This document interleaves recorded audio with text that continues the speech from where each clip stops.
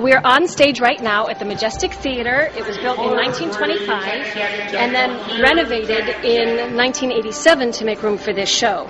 Right here we're standing by the beautiful chandelier. It's based on the actual chandelier in the Grand Ballroom of the Paris Opera House. This is a smaller version of it. The key is for it to look opulent but not run any kind of risk to the building, structural risk. These are safety glass beads. And they get replaced quite regularly because with regular wear and tear, they lose their shine. And we've been granted permission to sell them for Broadway Cares Equity Fights AIDS. They make great Christmas tree ornaments. We'll soon be under the stage, and as we get there, we're passing our Wall of Fame.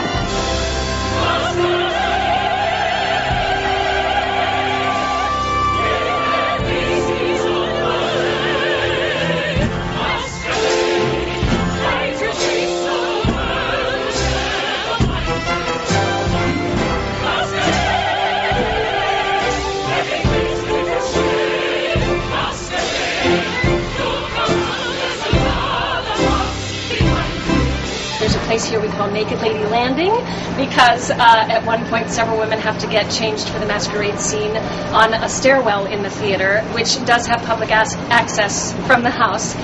Doesn't happen often, but sometimes people wander out into the fire escape and discover the ladies getting dressed backstage. To give you an idea of the high tech of the show, over 400 pounds of dry ice are used every performance. They're carried manually from outside the theater by stagehands. One of the most fun things is to be under the stage when all of these candelabras are going up through the stage floor because the fog starts to drift down through, the lights are lit on the candelabras, and it's really quite spooky and wonderful. This is a $14,000 piece, and the reason it's so expensive is because it's a piece of artwork, actually, and that it has to be able to dry in between performances. There we go. This weighs about 45 pounds. There's a cape attached to it which weighs another 10, 15 pounds.